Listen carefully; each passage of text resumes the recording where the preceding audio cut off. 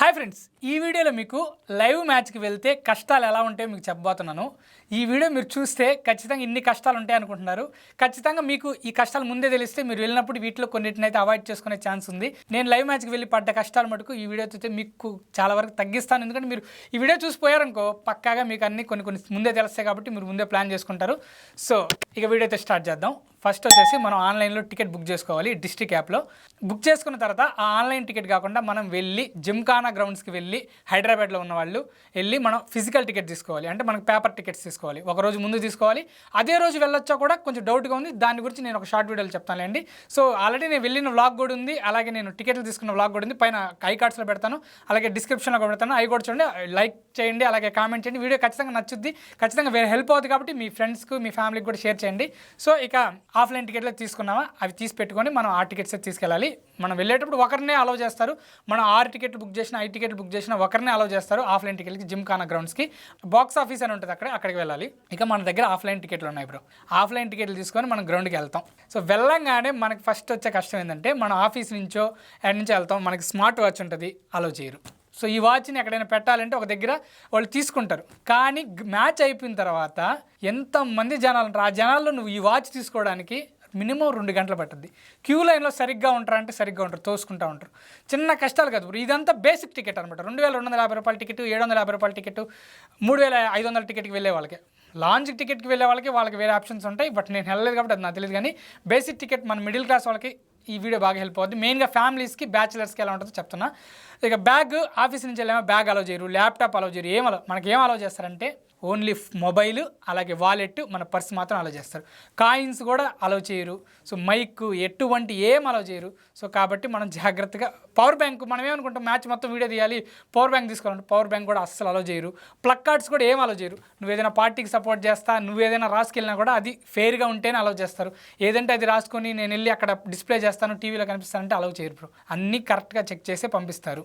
So first thing, ఒకవేళ నువ్వు తీసుకెళ్ళినా అక్కడ పెట్టుకుంటాను బ్రో నేను అనుకుంటే మటుకు అవి తీసుకోవడానికి 2-3 గంటలు పడుతుంది. లేడీస్ అయితే చాలా ఇబ్బంది పడతారు ఆ క్యూలో. నేను ఫేస్ చేశాను కాబట్టి, నేను చూశాను కాబట్టి లేడీస్ని. సో నేనైతే ఆ క్యూలో వదలలేక ఇంక నేను గమ్ముగా వాచ్ వేరే దగ్గర పెట్టుకుని చాలా ఇబ్బందులు పడ్డానండి. సో మీకు అర్థమైందా, అది పాయింట్. ఇక మనం 7:30కి మ్యాచ్ అంటే మనం 6 గంటలకు అట్లా బయలుదేరుతాం. సో బయలుదేరిన తర్వాత కరెక్ట్గా స్టేడియం ఎంటర్ అయ్యేటప్పటికి ప్రతి కిలోమీటర్కి ఎంత టైం పట్టుద్దో మనకు తెలియదు. ఖచ్చితంగా చాలా ఇబ్బంది పడతాం. మనం బైక్లో వెళ్ళినా, బస్సులో వెళ్ళినా ట్రాఫిక్ బీభత్సంగా ఉంటుంది. మెట్రోకి వెళ్ళండి, బెటర్ ఉంటుంది. కాకపోతే రిటర్న్లో మెట్రో ఉండదు, 11కి అయిపోతుంది. కాబట్టి ఈ మధ్య హైదరాబాద్ మెట్రో టైమింగ్స్ కూడా మార్చినట్టున్నారు, అది ఒకసారి మీరు కన్ఫర్మ్ చేసుకోండి. లేదంటే మటుకు బస్సెస్ అయితే అవైలబుల్ ఉంటాయి. ఎవ్రీ ఏరియాకి అయితే మన టీఎస్ గవర్నమెంట్ అయితే అవైలబుల్ పెట్టింది బస్సెస్, అది చాలా మంచిది. ఆ ర్యాపిడోనో మీరు ఏదైనా ఆటో అయినా బుక్ చేసుకున్నా బెటరే. కానీ మీ కార్లో కానీ మీ బైక్లో కానీ వెళ్తే మటుకు ట్రాఫిక్ బీభత్సంగా ఉంటుంది. వాటిని పార్క్ చేయడానికి ఇవంతా చాలా పెద్ద. కాబట్టి మీరు పబ్లిక్ ట్రాన్స్పోర్ట్ లైక్ మెట్రోని అయితే యూస్ చేసుకోండి, అది బెటర్ ఉంటుంది. లేకుంటే మటుకు మీరు ముందుగా రావాలి, 3కో 4కో బయలుదేరితే బెటర్ ఉంటుంది. టైంకి బయలుదేరితే మటుకు ట్రాఫిక్లో ఇరుక్కుపోతారు, నాది గ్యారంటీ. ఇక మీరు మ్యాచ్ దగ్గరికి ఎంటర్ అయిపోయారు. ఇక్కడ ఒక గేట్ నెంబర్ ఉంటుంది, ఆ గేట్లోనే మనం వెళ్ళాలి. సో మనది ఏదైతే స్టాండ్ ఉంటుందో దానికి ఒక పర్టికులర్ గేట్స్ ఉంటాయి. సో వాటి గురించి మనం ముందే ఒక అవగాహన మనకి ఏదైతే మనకి ఉంటుందో అక్కడ ఎంటర్ అయ్యగానే పోలీసులను అడిగితే వాళ్ళు చెప్తారు మీరు ఎటు వెళ్ళాలో. సో అది అయితే ఒక క్యూ ఉంటుంది మనకి ఎంట్రన్స్లో. మీరు 7:30కి మ్యాచ్ అంటే 6కి అలా వెళ్తేనే మీరు క్యూలో తక్కువ ఉంటారు. కానీ లేదంటే మటు క్యూ ఖచ్చితంగా ఒక అరగంట, ఒక 1 అవర్ అయితే పడతారు. చాలా ఇబ్బంది పడతారు. ఫ్యామిలీస్ వీళ్ళందరూ నిలబడలేరు, అది చాలా ఇబ్బంది పడతారు. ఇంకొకటి వచ్చేసి మనం ఎక్కడైతే గేట్ ఉంటుందో ఆ గేట్ని వెతుక్కోవడానికి కూడా 1 కిలోమీటర్ అయితే కష్టపడాలి. గ్రౌండ్ మొత్తం ఒక రౌండ్ వేయాల్సి వచ్చింది నాకైతే. ఏంటంటే స్టాండ్ ఎక్కడో తెలియదు, మనం ఏ గేట్లో వెళ్ళాలో తెలియదు, కనుక్కొని మ్యాచ్ స్టార్ట్ అయిపోతున్న టెన్షన్ ఇవన్నీ ఉంటాయి. సో ఇది కూడా మీరు ముందుగానే చూసి పెట్టుకోండి. ఇక్కడ మనకి అసలైన కష్టాలు మొదలవుతాయి. Free seating. ఈ ఫ్రీ సీటింగ్ కాన్సెప్ట్లో మనం ముందుకు వెళ్తే మటుకు ముందు కూర్చుంటాం, లేదంటే మటుకు ఎక్కడో కూర్చుంటాం. యాక్చువల్గా ఏంటంటే సీటింగ్కి మించిన టికెట్లు ఇస్తున్నారో ఏందో అర్థం కాలేదు. కానీ చాలామంది అయితే పాపం నిలబడి మెట్ల మీద కూర్చొని, అంటే ఫ్లోర్ ఉంటుంది కదా, ఫ్లోర్ మీద కూర్చొని మ్యాచ్ చూశారు. బట్ ఇది మటుకు చాలా వర్స్ట్ థింగ్ అని చెప్పుకోవాలి. ఇంకోటి మనం వచ్చేసి ఫ్రీ సీటింగ్లో లేట్గా వెళ్తే మటుకు ఎక్కడో దూరం కూర్చొని మంచి మ్యాచ్ కనిపించదు.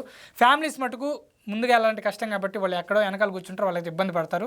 మీరు బ్యాచిలర్స్ మటుకు ముందుగా వెళ్ళి కూర్చోండి. ఇంకొకటి ఏమవుతుందంటే ముందుగా వెళ్ళిన వాళ్ళు వాళ్ళ ఫ్రెండ్స్కో వాళ్ళ ఫ్యామిలీస్కో సీట్లు తీసి పెడతారు. ఎక్కడికి పోయినా కూడా ఇక్కడ మేము ఉన్నాం అంటారు.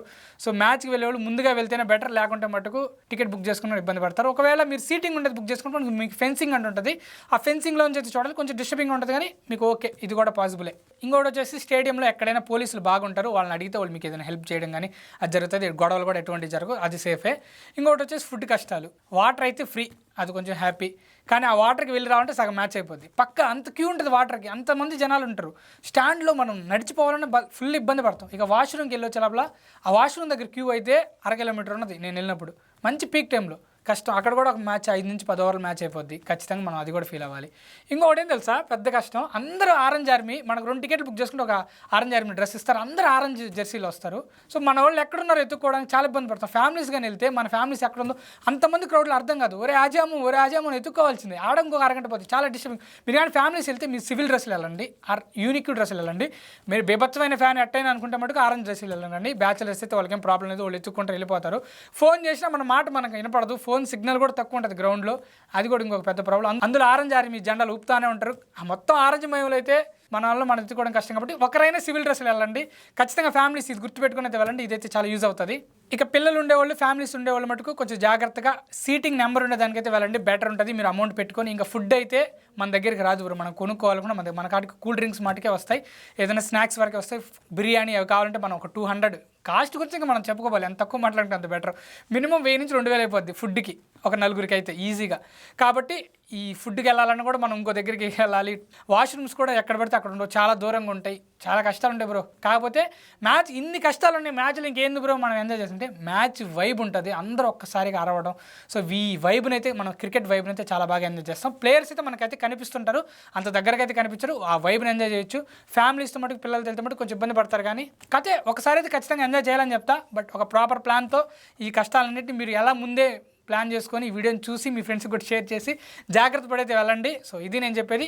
ఇక మ్యాచ్లో మంచి ఎంటర్టైనింగ్ పాయింట్ ఏంటంటే డీజే సాంగ్స్ అయితే, మన తెలుగు సాంగ్స్ అయితే సిచ్యువేషన్ తగ్గట్టు ప్లే చేస్తారు, అందరు డ్యాన్స్ చేస్తా. సో మంచి కోలాహలంగా మంచి వైబ్ ఉంటుంది, ఇదంతా బాగుంటుంది, ఆడ వరకు హ్యాపీ.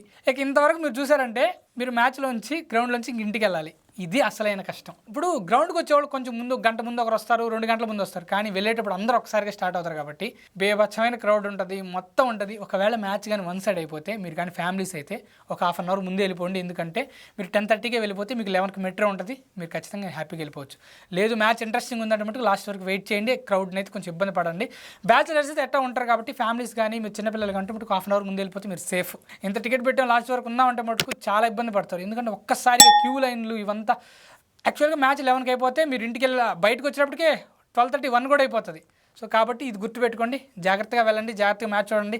సో నేను వెళ్ళొద్దని అయితే చెప్పను, కానీ ఇవన్నీ ఉంటాయి, ఇవన్నీ తట్టుకొని అయితే హ్యాపీగా వెళ్ళొచ్చు. టికెట్ ప్రైస్ దృష్ట్యా ఇవన్నీ ప్లాన్ చేసుకుని వెళ్ళండి. ఖచ్చితంగా మ్యాచ్ వైబ్ని ఎంజాయ్ చేయండి. ఇది నెగిటివ్ వీడియో కాదు, మీకు అవేర్నెస్ పెంచే వీడియో అని మీరు గుర్తిస్తారనుకుంటూ ఖచ్చితంగా దీని గురించి మీరు షేర్ చేస్తారు, లైక్ చేస్తారు, కామెంట్ చేస్తారు అనుకుంటూ ఖచ్చితంగా సబ్స్క్రైబ్ చేసుకోండి. పేరు గుర్తుపెట్టుకోండి, విష్ణు చరణ్ వీసి ఉంటాను. By, thanks, by.